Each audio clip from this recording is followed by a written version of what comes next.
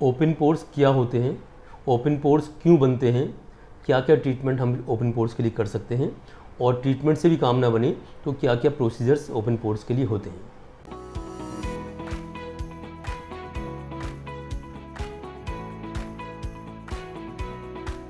दोस्तों, मैं डॉक्टर संदेश गुप्ता, डर्मेटोलॉजिस्ट, कॉस्मेटोलॉजिस्ट। आज हम बात करेंगे एक बहुत ही इम्पोर्टेंट सब्जेक्ट के बारे में, ओपन पोर्स। बहुत सारी गर्ल्स इससे परेशान रहती हैं, स्टूडेंट्स भी काफ़ी इससे परेशान रहते हैं। ये ऐसी बड़ी चीज़ नहीं है, लेकिन फिर भी एक मैटर ऑफ कंसर्न रहता है ये, क्योंकि स्किन में हमारी स्किन खुली हुई दिखाई देती है। तो बहुत से लोग परेशान होते हैं कि क्यों खुल गए हैं, है क्या ये। तो दोस्तों, ओपन पोर जो होते हैं ये पोर्स होते हैं। हमारी स्किन के अंदर एक सीबेशियस ग्लैंड होती है जो कि डेली ऑयल प्रोडक्शन करती है, और वो ऑयल हमारा जो सीबम जिसको बोलते हैं वो इस पोर्स के थ्रू बाहर आता है स्किन पर, और ये हमें लुब्रिकेशन भी प्रोवाइड करता है, स्किन को सॉफ्ट सपल रखता है और एंटी माइक्रोबियल की तरह भी काम करता है। किसी भी प्रकार के बैक्टीरिया को भी ये काफ़ी हद तक एक इम्यूनिटी प्रोवाइड करता है।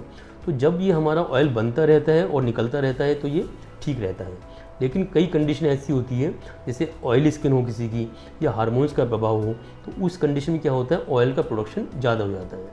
अब ज़्यादा ऑयल का प्रोडक्शन होगा तो उसकी वजह से ग्लैंड्स हमारी बल्की हो जाएगी। बड़ी ग्लैंड्स होगी तो जो हमारी जो इसकी ओपनिंग होती है वो भी बड़ी हो जाती है, तो उसकी वजह से ये पोर खुल जाते हैं।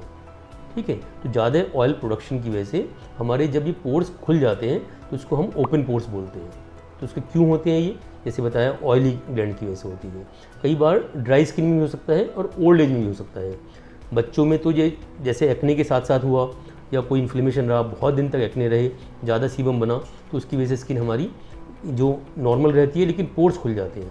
दूसरी कंडीशन होती है ओल्ड एज में या ड्राई स्किन में।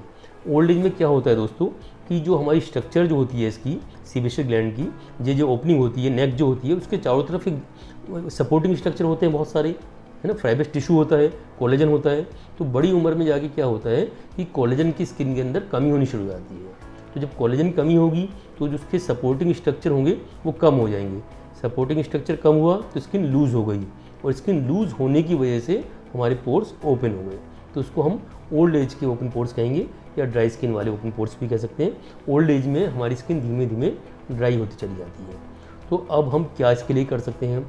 तो दोस्तों, जो इसके ट्रीटमेंट की हम बात करेंगे या इसकी केयर की बात करेंगे, तो हम अपने ट्रीटमेंट को CTM के ऊपर आधारित करेंगे। जैसे सब बच्चे CTM करते हैं, क्लिनजिंग, टोनिंग और मॉइस्चराइजिंग।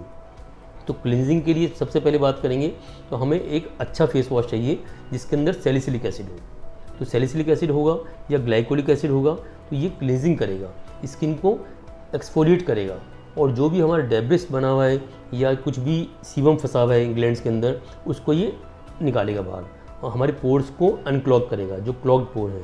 तो ये काम हमारा होगा इससे, फेस वॉश से। तो क्लिनजिंग वाला पार्ट बड़ा इंपॉर्टेंट होता है। दूसरी बात होती है कि क्या हमें अप्लाई करना है। तो कुछ प्रोडक्ट्स आते हैं इसके लिए। अब हम बात करेंगे पहले ऑयली स्किन वालों के लिए, और दूसरे चरण में बात करेंगे ओल्ड एज वालों के लिए। तो ऑयली स्किन में क्या करना है, हमें दो चीज़ें ज़रूरत होती हैं, एक तो सैलिसिलिक एसिड लगाने की, दूसरा होता है नियासिनामाइड।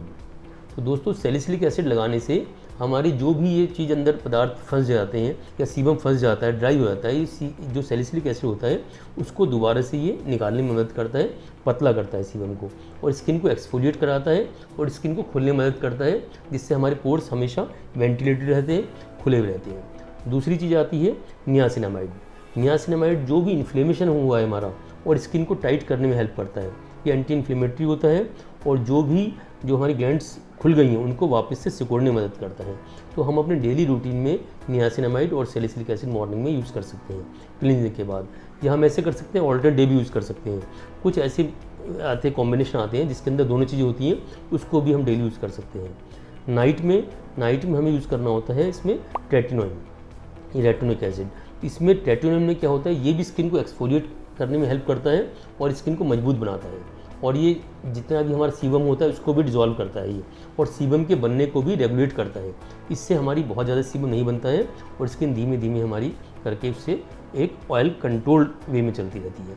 तो लेकिन दोस्तों, ये रेटिनोइक एसिड मैंने आपको बताया ट्रेटिन, ये प्रेगनेंसी में नहीं लगाते हैं, लैक्टेशन में लगाते हैं, और जो लेडीज़ फीड कराती हैं बच्चों को उनमें भी नहीं लगाना चाहिए। नाइट में अब हम बात करेंगे इसके थर्ड कंपोनेंट के बारे में। CTM का है थर्ड कंपोनेंट मॉइस्चराइजिंग। तो मॉइस्चराइज़र की जब बात करते हैं हम, तो उसके अंदर सोडियम लैक्टेट होना चाहिए, कार्बोक्सिलिक एसिड होना चाहिए और ऑलिव ऑयल होना चाहिए। तो इन तीनों में से कोई भी चीज़ को कॉम्बिनेशन में या आप सिंगल भी यूज़ कर सकते हैं इसको। तो इससे हमारा पूरा रूटीन एक ठीक बन गया, ये क्लिनजिंग, टोनिंग, मॉइस्चराइजेशन। तो ये चीज़ें अगर आप 3 से 4 महीने करते हैं तो आप अपने ओपन पोर्स को बहुत जल्दी कम कर सकते हैं। अब डिस्कस करते हैं हम कि जो ओल्ड एज में प्रॉब्लम आती है। ओल्ड एज में जो मैंने बताया कोलेजन की कमी से जो हमारी स्किन लूज़ होके पोर्स खुल जाते हैं, तो उन पोर्स को बंद करने के लिए हमारे पास होता है एक तो रेटिनॉल, दूसरा होता है ग्लाइकोलिक एसिड। तो रेटिनॉल और ग्लाइकोलिक एसिड जो दोनों चीज़ें होती हैं ये हमारी स्किन को मजबूत करने में हेल्प करती हैं। एक होता है हाइलुरोनिक एसिड और लैक्टिक एसिड। तो हमें दिन में हाइलुरोनिक एसिड और लैक्टिक एसिड यूज़ करना चाहिए और नाइट में रेटिनॉल और ग्लाइकोलिक एसिड में से कुछ यूज़ करना चाहिए।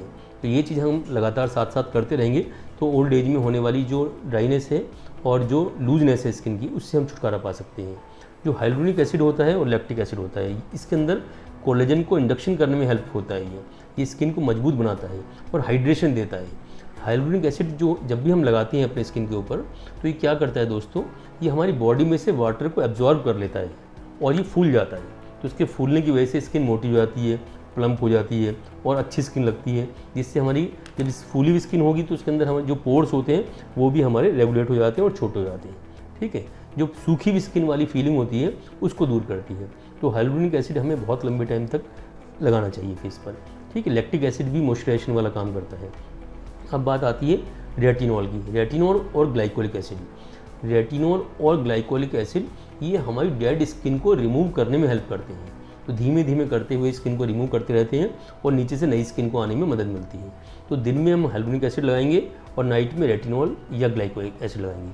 तो इससे क्या होगा, पूरी स्किन हमारी चेंज हो जाएगी। रेटिनॉल से स्किन निकलती रहेगी और हाइलुरोनिक एसिड के बाद हमारी स्किन नई आती रहेगी। कोलेजन उसके अंदर बनता रहेगा और उसके अंदर प्लम्पी स्किन होगी और उसका नरिशमेंट भी ज़्यादा होगा। तो इन सब चीज़ों का आप ख्याल रखते हैं तो आप अपने ओपन पोर्स को बहुत हद तक कम कर सकते हैं। तो बहुत सारे मार्केट में कॉम्बिनेशन है, आप हमारे क्लिनिक पे कॉल करके पूछ सकते हैं कि किस किस कॉम्बिनेशन में ये चीज़ें पाई जाती हैं, तो हम इसको आपको आराम से बता देंगे। तीसरी चीज़ आती है कि अब ये ट्रीटमेंट के बाद भी फ़र्क ना पड़े, या कुछ आप ऐसी स्टेज में पहुँच चुके हैं जो आप ट्रीटमेंट कर नहीं सकते इसको, या ये 6 महीने के लिए 4 महीने के लिए आप नहीं दवाई लगा सकते हैं। तो उस कंडीशन में क्या होता है, जल्दी रिजल्ट चाहिए आपको, तो उसमें हमारे पास बहुत सारे प्रोसीजर्स होते हैं। लेज़र प्रोसीजर होता है, पील ऑफ होता है, डर्मेब्रेजन होता है और पोर्स को सिकुड़ने के लिए बहुत सारी मशीन होती हैं, RF मशीन होती हैं। लेकिन जैसे मैंने बताया था अपनी पुरानी वीडियो में भी, अगर आप मशीन बजाते हैं दोस्तों तो कोई सस्ती मशीन पे मत चले जाना। ओपन पोर बंद करने के चक्कर में आप ऐसा ना हो कि स्किन को डैमेज करा बैठे, तो उस चीज़ को बहुत लास्ट में जाना होता है। आप इन्हीं चीज़ों को ट्राई कीजिए, इन्हीं से आप ठीक हो जाते हैं। फिर भी कोई जल्दी वाली बात आती है तो उसके लिए आप प्रोसीजर के लिए किसी अच्छे डर्मेटोलॉजिस्ट से मिले, हमारे सेंटर में आप आके हमसे मिल सकते हैं और डिस्कस कर सकते हैं। तो बहुत जल्दी आप इन सब चीज़ों से छुटकारा पा सकते हैं। तो आप अपना ख्याल रखिए, हाइड्रेशन ज़्यादा रखिए और अच्छी डाइट लीजिए। Thank you.